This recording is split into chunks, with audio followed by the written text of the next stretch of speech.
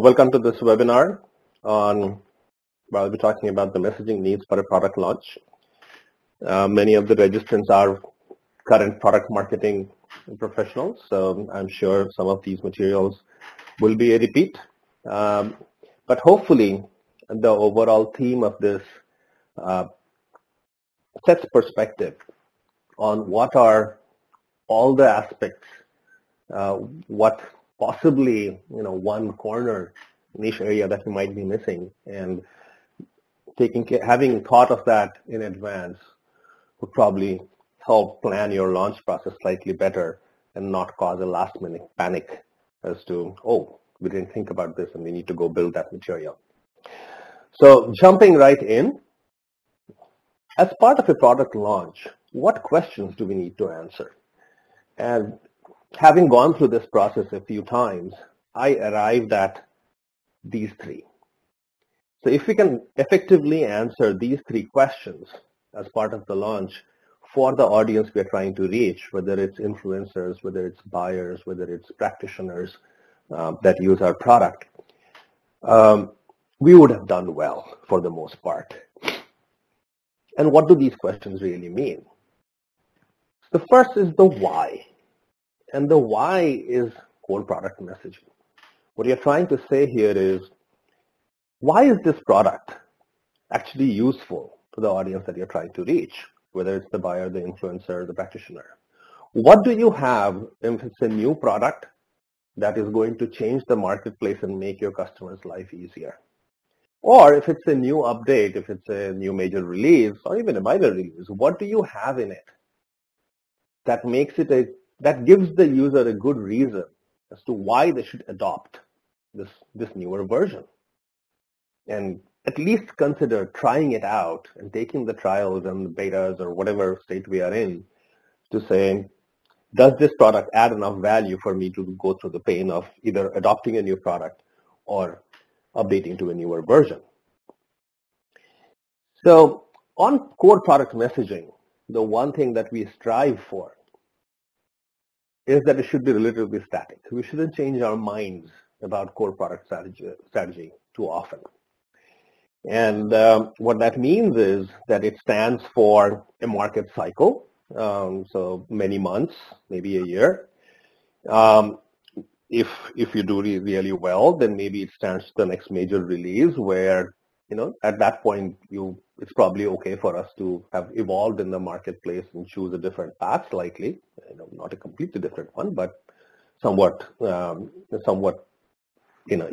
same lines, but a slight shift. Now, in the modern world where a lot of product is SaaS-based, cloud-based delivery, we are putting out new product on a daily basis almost, if not weekly.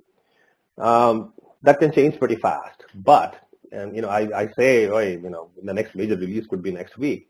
But once again, core product messaging needs to stand that test of time. And some of the reasons that you give to your customers for adoption must hold for longer, even though you might make product releases fairly frequently.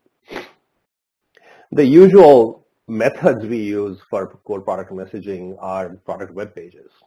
So on your company, on your corporate website, you'd have actual descriptions of product. You'd have some of your core messaging. You could have short talking head type videos where leadership, PMMs talk about why the product is important, what makes it of value. Can be backed up with some infographics. We often use animations to kind of show how value is realized. And I bring that up because rarely do you show actual product screens when talking about core product messaging. I have seen examples of that being done, and usually that becomes a little too detailed to engage the audience you're trying to reach with this sort of information. Who owns product messaging? Obviously product marketing. Now in some companies I have seen product marketing and product management fairly intertwined and often the same people, and sometimes they're completely separate functions. So that needs to be taken into account. And the primary area of why we use product messaging is, to raise awareness, to kind of convince people that it's the right thing to do. And some of the access to the material can be, somewhat restricted. You don't want it too restricted because you want as many people to see this as easily and as seamlessly as possible. This is not, in general, your lead generation mechanism. So that you want to go very broad, and whenever you have any barriers to people being able to access this content, it causes a problem. So, leave it fairly open, but, if you have an online launch event or even an actual, on-site event where you're inviting your big customers, then that may be an opportunity for using this material as a way to get some leads. Next, we move to the what portion of it. The what portion is the next level of detail. So you already had a why. You said, this is why this product is awesome. You kind of have to back it up with a little bit of what information. What features do I have in the product that make it awesome? So specific capabilities in terms of features and functions, maybe differentiate the product against the competition. And if you're updating the product, going from a major version to the next one, then kind of talk through what are the features that you have that has been recently introduced that make it a more compelling product to adopt. Now, the one thing here is that while the overall messaging is considered very static, we need to be able to react somewhat in our what messaging. And the reason for that is that if you have, as an example, you have something that you said, hey, I have this new version of product. It has this feature and it's better than the competition. What if the competition leapfrogs you? So at that point, you need to be able to react to choose something else as the killer feature function because your old messaging is now not quite as effective. So for that reason, making sure that this content is something that you're able to react to market conditions, what kind of barriers customers are perceiving.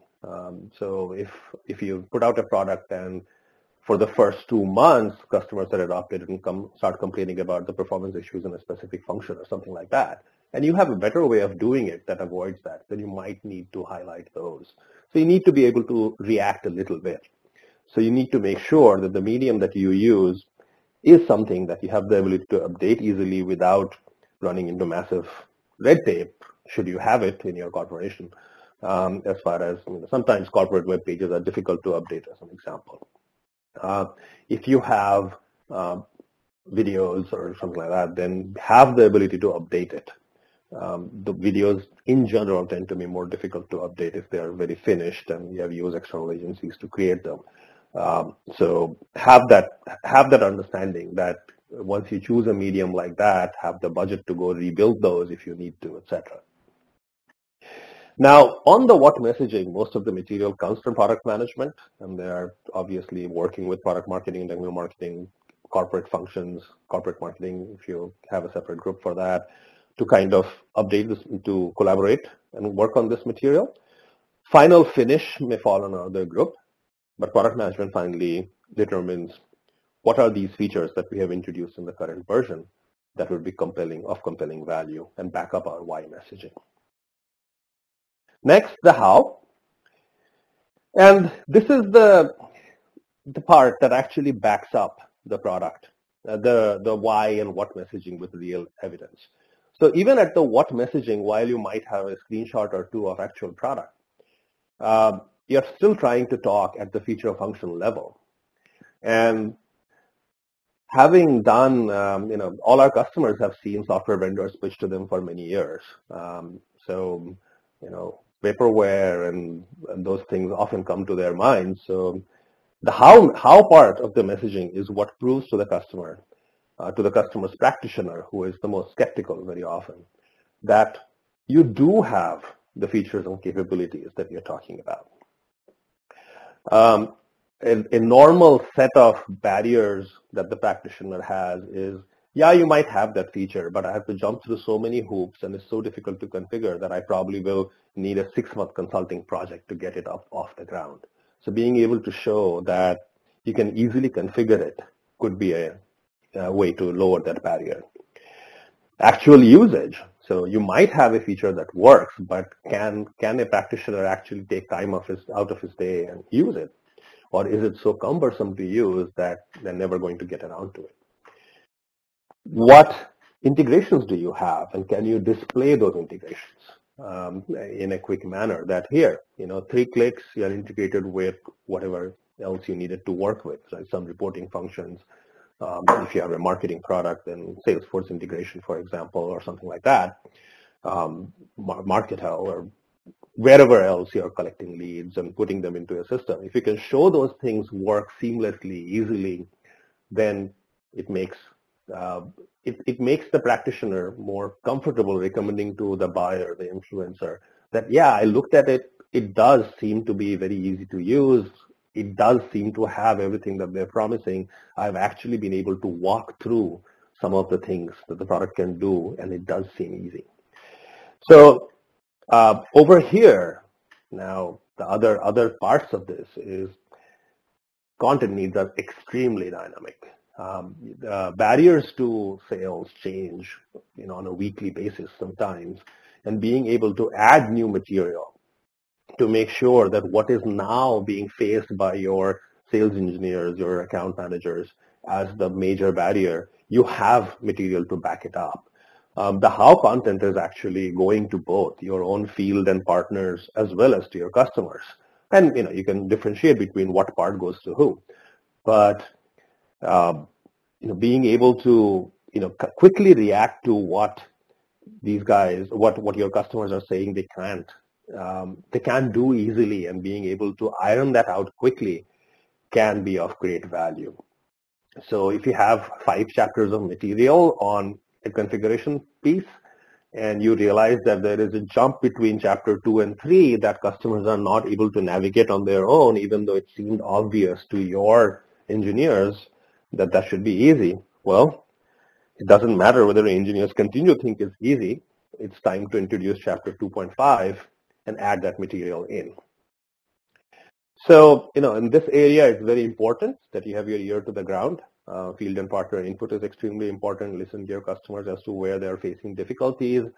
And actually, not just that, also realizing what part of the product is causing customers to be excited and adopt. Because then, it might be time to evolve your what messaging to include some of those areas, because more customers may think the same way. So having your ear to the ground in this area is very, very important. Being able to track usage, what material is getting used a lot, what kind of searches are people looking for and are doing, and then what kind of searches are we returning inadequate material on is another area that can be of very, very great use. So the normal mediums over here, we use a lot of product walkthroughs. So, a full demo can be difficult, especially for complex infrastructure type setups where setting it up is painful. So being able to show a few screenshots as you walk through and get something done can be a very effective way of showing what the product capabilities are. Videos are common. Videos where you walk, there is a voiceover that walks through what's happening on the screen, and pretty much, a lot of how is about screenshots. So you're walking through as a certain function is performed as part of the product, and keeping these videos short. So basically cutting it down into smaller pieces, so you're making them less than 3 minutes each, is something that I recommend. And, it basically has a good effect of holding the customer's attention. Videos are non-interactive, so, there's a possibility that the user gets into a catatonic state when it's longer than a certain length. We find 3 minutes to be very effective in being able to communicate a small feature and yet engaging enough to keep the customer's attention. Blogs are another medium that can be very effective at that. Once upon a time, all of us did a lot of white papers, 40 pages that took 3 months to develop and went through 7 weeks of reviews before it could be published as a PDF. And what we learned over time was that the number of downloads we were getting for those PDFs were small. Trackability was poor. Figuring out if a customer actually made it to the end of a PDF is impossible. So for all of those reasons, it's something that we moved away from. And being able to have more trackable content for live pages, when connectivity was a big issue, it might make sense for people to be able to download and consume offline. It's less and less of an issue today. So having live pages that people can consume content over and you can actually track how much content is getting used is much more useful. Now, ownership for the why content, the how content usually falls with technical marketing organizations within the product team. Now, once again, depending on the organization, some of this may be fairly jumbled up, and all of these, the PM, PMM functions may be very well intertwined with technical marketing. And there is some level of engineering input that usually comes into the how part of it, because engineering has thoughts on how the product should be used, and sometimes those methods can end up being convoluted, and that's where the conversations around what we can do to make that simpler often happen, and updates come up. A few other things to think about as we think of a launch. We very often, as product teams, we are very focused on prospects and customers, and making sure that new customers adopt and current customers upgrade, etc. But we do have field and partner needs that we need to take care of at launch. Some of these upgrade paths, if there are, how does a customer who is version, two versions behind actually move to the current product? If there is a special requirement there, they might have to go through an intermediary step, for example. Then that's something to carefully educate your field on. There are packaging and pricing updates, especially if you're taking features away from editions, then that can be a major issue. If you're adding features, if you're adding something that was in a very high level edition and now it's moving to a lower level edition, that can also be an issue because customers may want to downgrade, saying that was the only one I was using in the higher edition. Why do I want to continue to pay for that? So those are some things that you need to educate your field on that is separate from your customers. Marketecture representations that your field can use to kind of walk customers through some of the product updates. And demo environments, if your product actually requires more than just a walkthrough and a customer isn't convinced without actually seeing a live demo, then that's something that you need to take care of and make sure you are giving an easy way for your field to either access demo environments back at corporate or be able to easily create one for themselves. Now, we found a lot of success in creating simulated demo environments that look like real product, but were actually piped demos where you simulate mouse movement and keyboard entries and you move through the product. And it was a live enough experience that customers often said, I don't really need to see a live demo anymore, but may not work for everybody. Obviously, as part of launch, and we kind of mentioned this earlier as part of the what, we need to have some competitive info available for our field. And, you obviously want to think about your primary name competitors and be ready to update those because those change fairly rapidly depending on who's having traction in the market. And then also think through some market segments and where different competition will crop up. Even though a competitor may not be significant in a specific market segment, they might be painful enough for your field that they'll need additional information on that. Once again, it is very important that you have your ear to the ground for these things. Competitors and strengths change as your competitors update products. And being able to keep a track on what competitors are being searched for by your field can give you a good idea of of how to react to the competitive information you already have out there, what of it is actually working, and what you don't have enough of, and what competitors have now cropped up that you actually need to feed your field information on.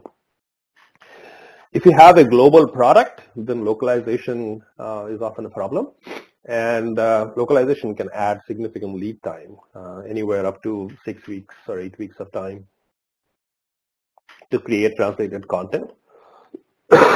Excuse me. I'm trying to beat this cold for the last few weeks. Haven't succeeded yet. So the needs on localization may actually vary depending on whether you're trying to get to the field versus this is a direct-to-customer material. Very often, a customer may need localization to consume content, but your field may be okay. We also found, excuse me, we also found that some material is easier to consume non-localized than others. Videos, for example, we found were very difficult for non-English speaking geographies to consume easily. And so once again, there things like product walkthroughs can be very effective in communicating content in an easier fashion. So one of the things that we added to our platform was the ability to add additional localized files to existing content. So the content was separate from the actual annotations, and the annotations were an XML file that we could easily take and translate, and that made addressing localization needs post-fact much easier. If you actually have a early access / beta program, then getting customer stories and references ready at launch can be very, very effective. So if you have a customer ready to talk about the new features that you talked about in the what section, then that can be a great convincing tool that you actually have what you say you do. And additional considerations, continued existing content. So this is something that becomes a major problem. Very often our product is evolving and we are choosing new paths for our product. And the story that we told 18 months ago or even 9 months ago can be very different from the story we are telling today as the product is evolving and we are reacting to market conditions. Making sure that some of that old material is gone is important. If there are promises made in the old material saying that, hey, the next release will have this, and the next release does not, because we finally couldn't deliver, then it's very important that, we address those. I'm not saying just go blow them up, but at the same time, being explicit about the fact that that was expected, hasn't happened, but now is expected to happen at so-and-so time, or so-and-so release without specifying a time, is important because it's a matter of credibility. So, those are some of the things that, kind of looking at the old product pages, the old conversations we had, the old representations we had for product. It's important to go ahead and look at those. Sometimes it causes confusion to have old material still out there, especially if it's a SaaS product where the old product really doesn't exist. So why have the old material out there anymore at all? So that was kind of my checklist of things to think through as you think about a product launch. We have a platform called Oset that we use to help our customers build this content. And a lot of the needs that I talked about that you would end up with when you have a product launch need, we actually address. Make it very easy to create original content and import existing content, edit it in place. All pages are live, so everything is web-based. You have the ability to download and use offline, et cetera, but everything gets, finally synced on a frequency of your choice. Which what that means is you have very rich content tracking ability. So you can track by geo, you can track where your drop-offs are happening. If your videos, if you have a 3-minute video and everybody drops off at the 45-second mark, you get reports on that. You get reports on what kind of searches are people doing within the platform that we are not resulting good data for. So all that. We have the ability to split content based on what you want fully available to your customers, or you want customers to register before they can drill down beyond a certain point. You have, if you want content to be accessible only to your field or partners, so you can put it behind your enterprise SSO. So we integrate with your single sign-on infrastructure, with your existing enterprise single sign-on infrastructure, so only field and partner personnel can see that content. We provide learning paths and reinforcement, so flashcards, quizzes, etc., to make sure that your salespeople can actually figure out if they have learned enough or they need to read through the material one more time. And obviously, in today's day and age, we want everything available on mobile and tablet. So we have a application that you can run on your tablet or phone that gives you access to all of this content and allows you to save it offline for, in case you're getting on a flight and you need to prepare for your sales meeting at the end of that flight. So please, so we have free trials at Oset.io. Please give it a whirl and see if it's useful to you. I'm always happy to hear feedback. So please reach out to us and let us know how we are doing, if you're finding the platform useful, if there are additional features that you'd like to see.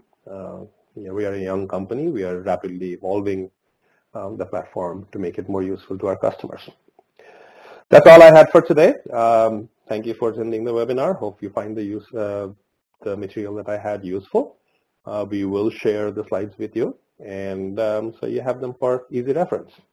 Thank you.